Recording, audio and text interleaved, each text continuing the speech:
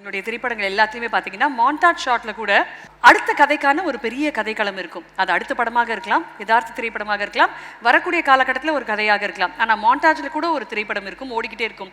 அந்த ட்ரெய்லர் பார்க்கும்போது ஃபர்ஸ்ட் சொன்னேன் சார், ஏதோ தூரத்தில் இருக்கிற ஒரு ஊர், அங்கே வந்து நம்ம ஆண்டனா திருப்பி கூட அங்கே சிக்னல் வராத இடத்துல தான் இந்த ஒரு சம்பவம் நடக்குது அப்படின்றத உங்கள் ட்ரெய்லருடைய முதல் 5 வினாடிகளில் நீங்கள் காமிச்சிங்க. ஒரே ஒரு சத்தம் தான், அந்த டிஸ்டர்பன்ஸ் தான். அதுவுமே யூஆர் எஸ்டாப்ளிஷிங் த தாட். இது இப்படி தான் எஸ்டாப்ளிஷ் பண்ணணும்னு எப்போ சார் யோசிப்பீங்க, எப்படி யோசிப்பீங்க?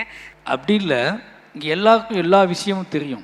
நம்ம ஒன்று சொல்லி இந்த ஊரில் என்ன நடக்குது, ஜாதியோட ஆதிக்கம் எவ்வளோ இருக்குது, மதம் என்ன மாதிரி பண்ணுது, எல்லா விஷயமும் எல்லாத்துக்குமே தெரியும். ஆனால் அவங்கவுங்க வாழ்க்கையை அவங்க வாழ்ந்துட்டுருக்கோம், எப்படியோ போயிட்டுருக்காங்க.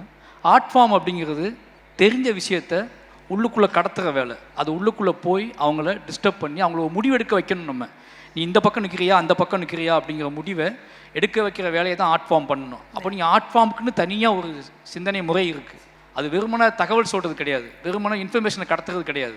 ஆர்ட் ஃபார்ம் அப்படிங்கிறது வந்து பார்க்குற ஆளையோ அனுபவிக்கிற ஆளையோ அவன் எந்த நிலைப்பாட்டுக்காவது வந்தே ஆகணும். அவனை வந்து இல்லை அப்படியே பார்த்தேன் கை தட்டினேன் என்ஜாய் பண்ணுன்னு போகக்கூடாது அவன். அப்போ நம்ம பிரத்யேகமாக யோசிச்சு தான் ஆகணும். அப்படி பிரத்யேகமாக யோசிப்பது மூலமாக என்ன ஆகும்னா நம்ம அவங்களையும் வென்றெடுக்கணும். அந்த பார்வையாளனையும் நம்மளோட எதிராக நிற்கக்கூடிய பார்வையாளர்களும் நம்ம சித்தாந்தத்தை பிடிக்காத பார்வையாளனையும் வென்றெடுக்க வேண்டிய தேவை இருக்குது. அந்த அடிப்படையில் தான் அது யோசிக்கப்படுது. அப்போ நீங்கள் மெட்டஃபர்ஸ் அப்படிங்கிறது ஏன் அப்படின்னா காலம் கடந்தும் அதை நிப்பாட்டணும்.